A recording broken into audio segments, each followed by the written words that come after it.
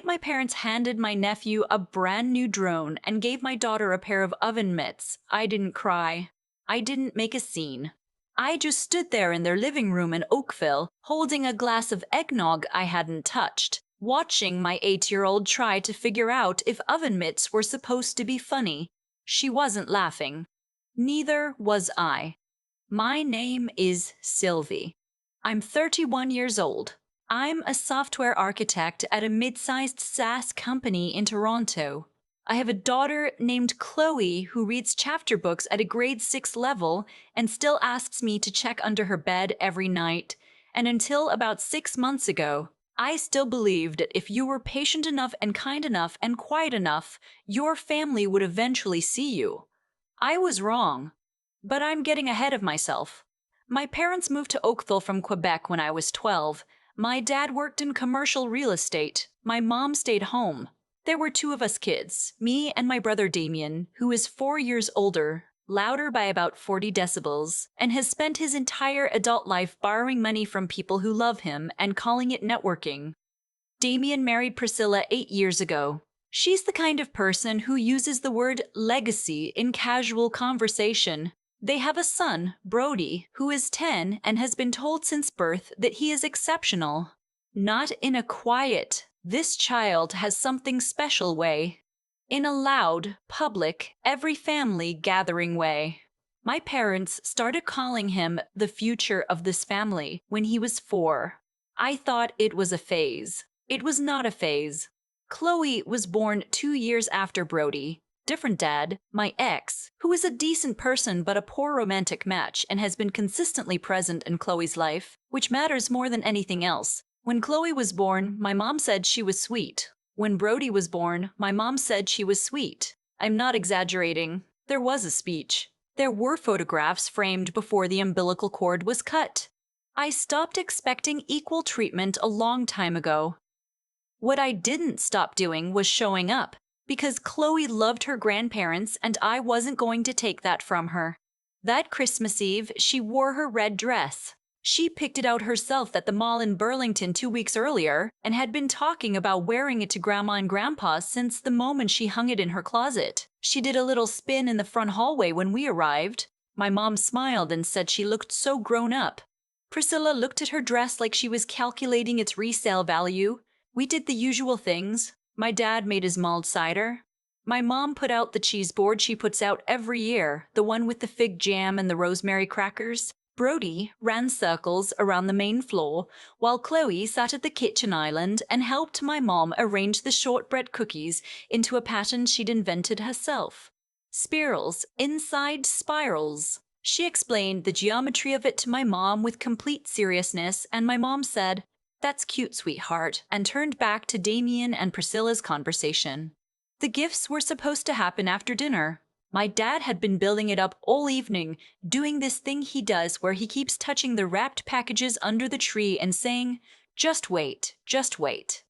Chloe asked me twice in the kitchen if she could shake hers. I said yes. She shook it and declared it was either a book or a board game, and she was happy with either. It wasn't a book or a board game.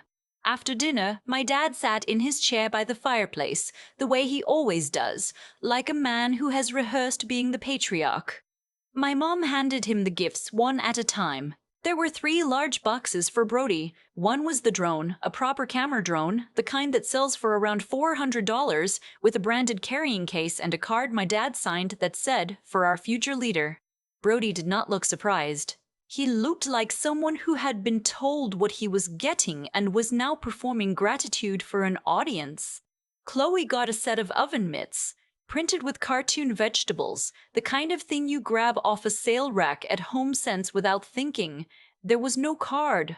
Priscilla made a sound that might have been a laugh, covered fast with a sip of wine. My brother was looking at his phone. My mom was already up, collecting dessert plates. Chloe held the oven mitts in her lap and looked at me with this very careful expression, the one she makes when she's trying to figure out how I feel before she decides how she feels.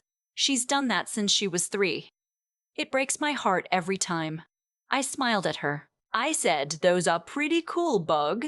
She put them on her hands and made a little puppet show with them because she is 8 and she is resilient in a way that makes me want to sit down on the floor and weep. Then Brody looked over at her drone box open across his knees and said, loud, easy, like it cost him nothing, "You can use those to clean up after us." Nobody corrected him. My dad smiled. Priscilla said Brody in a voice that was not actually a correction. I put my eggnog down on the side table. I helped Chloe put on her coat. I said, "We have an early morning to the room in general," and I drove us home through the snow on the QEW with the radio off. I didn't cry until Chloe was asleep. Then I sat in my kitchen with a cup of tea that went cold, and I let myself feel it. The particular exhaustion of being in your 30s and still hoping your parents will see you and still being disappointed when they don't. Then I got a text from Damien. "Don't be so sensitive. It's Christmas. Mom and Dad just connect more with Brody. You know how it is." I put my phone face down on the counter. I went to bed. What I did not know yet was that while I'd been at that Christmas dinner watching my daughter perform cheerfulness with a pair of cartoon oven mitts, someone had been accessing the project repository I'd spent the last 11 months building. I should explain what I do. I lead architecture for a proprietary client management platform at a company called Viridian Systems. It's a mid-market SaaS company, about 240 employees, offices in Toronto and Calgary. I've been there 6 years. When I started, the platform was a mess of legacy code and manual workarounds. I rebuilt the data pipeline from scratch, designed the permission architecture, and wrote the integration layer that connects our platform to 7 different enterprise CRMs. I don't say this to brag. I say this because the work was mine, 11 months of it, and because what happened next only makes sense if you understand that. Damien works in sales. He's had 4 jobs in 8 years. About a year ago, he started doing contract work for a startup called Crown Digital that was building a client management tool for the real estate sector, which, if you know my dad's background, is not a coincidence.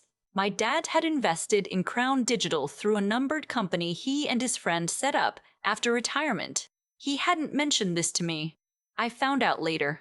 6 weeks before that Christmas, Damien had asked if he could stop by my place to catch up. He came over on a Tuesday, drank most of a bottle of red wine that was not his, asked me 17 questions about my work that I answered honestly because he was my brother, and then asked if he could use my laptop to print something because his phone was dead and he needed a boarding pass for a flight the next morning. I handed him my laptop. I know, I had a long-running session open on my work environment. Nothing was actively protected because I was at home on my own network. He didn't print a boarding pass. I checked my router logs 2 days after Christmas, and what I found was that he had spent 11 minutes on my laptop, far too long for a boarding pass, and that during those 11 minutes, an external transfer had been initiated to a cloud storage address I didn't recognize. I cross-referenced the address. It traced back to a Crown Digital developer account. He had copied my integration architecture. Not all of it, the repo was too large, but he'd gotten the core of it. The permission model, the CRM sync logic, the rate-limiting framework I'd spent 3 months debugging. The part that would have taken someone else a year to build from scratch. I sat in my home office for a long time after I understood what he'd done. I thought about calling him. I thought about calling my mom. I thought about what my dad would say. My dad, who had invested in the company that was now holding stolen code with my name on every commit. I didn't call anyone in my family. I called my colleague Daniel. Daniel is our head of security and the kind of person who has spent so much time thinking about how systems fail that he has become genuinely calm in emergencies. I explained what I found. He was quiet for a moment and then he said, "Okay, we need to do this carefully." He was right. If I moved too fast or too loudly, the code would already be deployed and we'd be in a legal battle without leverage. The first thing I did was document everything. Router logs, timestamps, the cloud storage trace, every commit on my side with my authorship metadata intact. Daniel helped me pull together a technical forensics summary, the kind of thing that shows not just that the code is similar, but that it is identical in non-obvious ways, the kind of identical that doesn't happen by coincidence. The second thing I did was talk to a lawyer. I found an IP litigation lawyer in Toronto through a referral from a friend who works in tech. Her name is Andrea, and she charged me $350 for a 90-minute consultation in which she told me that my position was strong, that I had clear authorship documentation, and that the best outcome would be a cease and desist before Crown Digital deployed the code in a production environment, because once it was live, the litigation got messier and longer for everyone. "How long do I have?" I asked. She looked at the timeline I'd shown her. "Based on their funding stage, they're probably 2 to 3 months from a major client demo. If you move in the next few weeks, you stop it before it matters." I spent the next 10 days working. Not loudly. I went to family dinners, responded to Damien's texts in normal tones, said nothing that would signal I knew anything. Meanwhile, Daniel and I built what I privately called the contingency architecture, a set of validation tokens embedded in the stolen code that would, if triggered, render the integration layer non-functional in any environment that wasn't our own. It was technically our code. We had every right to protect it. I also reached out, quietly, to someone I'd met at a tech conference in Vancouver the previous spring, a woman named Thea who worked at one of Crown Digital's primary investors. We weren't close, but we were friendly, and she had a reputation for caring a great deal about due diligence. I sent her a carefully worded email. I didn't make accusations. I said I'd come across some information relevant to a company in her portfolio, and would she be willing to have a short call? She called me back within 2 hours. I told her what I had. I sent her the forensic summary. She was quiet for a long time. Then she said, "I need 48 hours. I said, "Of course. I want to tell you that I felt powerful in those weeks. I didn't. I felt tired in a way that settled into my shoulders and stayed there. Every time I talked to my mom on the phone and she mentioned how well Damien was doing, how excited my dad was about his investment, I thought about Chloe in her red dress holding cartoon oven mitts on Christmas Eve. And I thought about the router logs. And I thought about how long I had been making myself small for people who used the extra space to take more." Thea called me back on a Thursday morning 2 days later. "We've frozen our participation in the next funding round, pending an internal review," she said. "I've also spoken to the other lead investor. They're doing the same. I referred the matter to our legal team, and they will be reaching out to Crown Digital directly." I exhaled.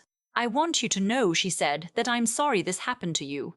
I've referred 2 other founders to your firm's platform because of your work specifically. What was done here was not small." I thanked her. I meant it.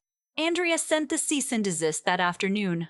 Certified mail to Crown Digital's registered address in Mississauga, a formal demand for deletion, a list of the specific files and commits, and a notice of the forensic documentation we held. She also sent a separate letter to my dad's numbered company because he was an investor of record, which meant he had potential exposure. I did not warn him first. I know that sounds hard, but he had told my brother how my work was structured. He had heard Damien's questions over the phone and had not said, "You should ask her directly or don't use your sister's work." He had invested in the company that was planning to deploy it. He had made a choice. So had I. The call from my dad came at 7:30 on a Friday evening. Chloe was in the bath. I let it go to voicemail. He called again. I let that go to voicemail. He left a message on the 3rd try. His voice was the voice he uses when he's frightened and trying to sound in control, low and careful, and just slightly too calm. "Sylvie, I received a letter from a lawyer today. I think there's been a misunderstanding. Call me."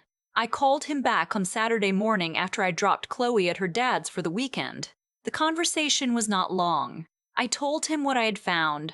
I told him about the router logs and the transfer and the timestamps. I don't know why Mom needed documentation that would hold up in any court in Ontario. I was not unkind, but I was not soft either. I did not cry. I did not apologize. I did not offer him a way to reframe it as a misunderstanding, because it wasn't a misunderstanding. It was a decision that had been made in my living room on a Tuesday night, and I had been made to look like a resource, not a person. My dad was quiet for longer than I expected. Then he said, "Damien said you wouldn't mind, that you'd be proud to contribute." Something in my chest went very still. "He said that," I repeated. "He said you always wanted to help the family." I let that sit there in the air between us for a moment. I thought about every time I had helped. The money I lent Damien when he was between jobs, twice. The weekends I drove to Oakville because my mom needed help with something my dad didn't want to deal with. The hours I'd spent at Christmas dinners making conversation with people who talked over me, keeping the peace, being easy, being quiet.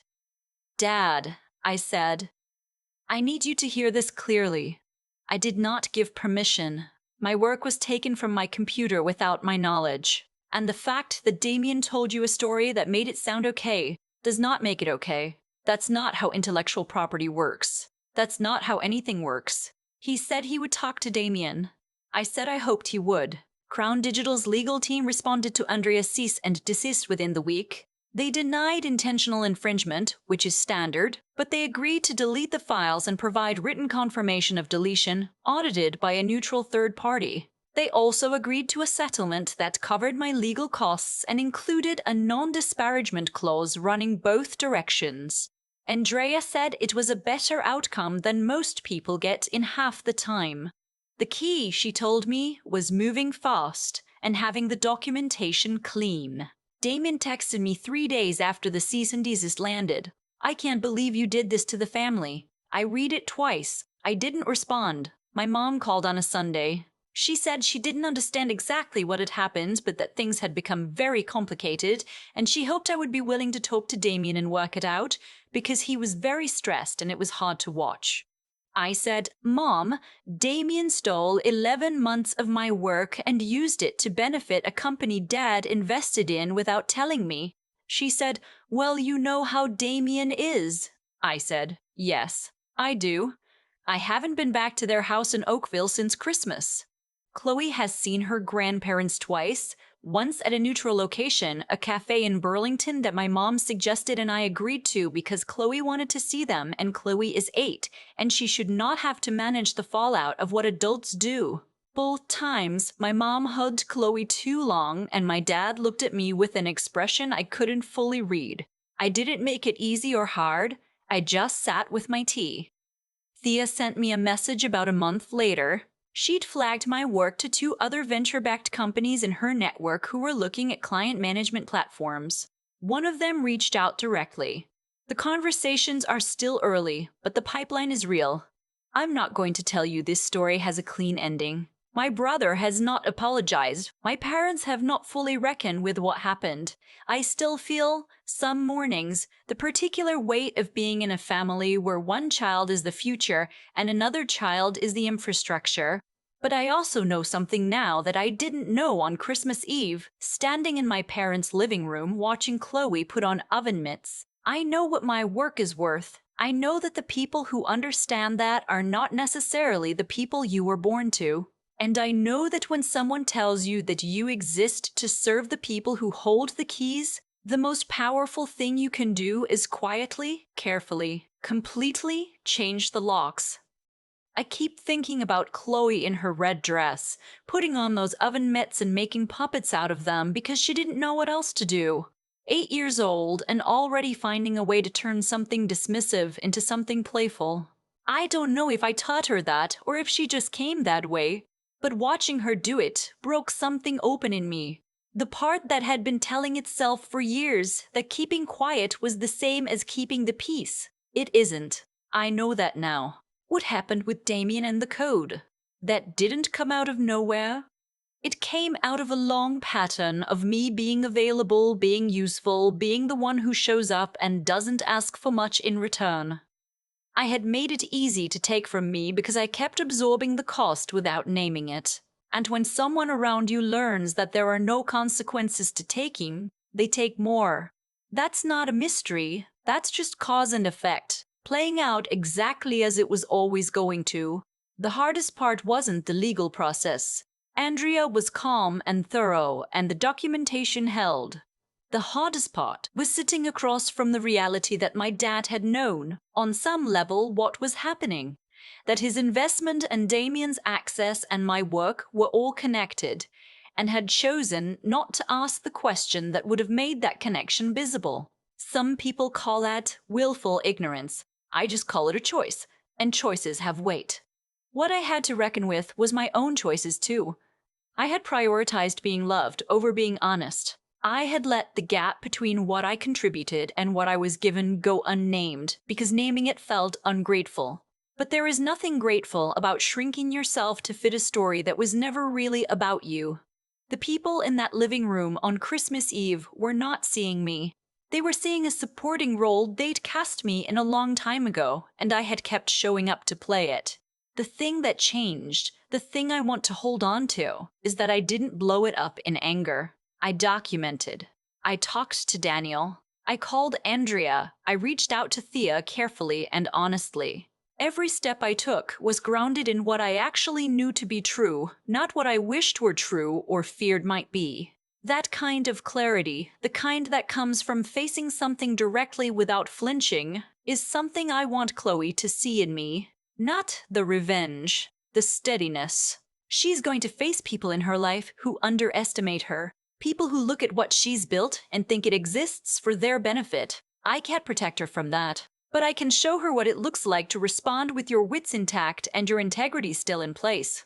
To do what is right and what is smart at the same time, and to understand that those two things do not have to be in conflict. I changed the locks, not out of bitterness, though I would pretend there wasn't any, but out of a clear understanding that I had value, my work had value, and neither of those things depended on my family's acknowledgement to be true. The pipeline is real now. The work speaks.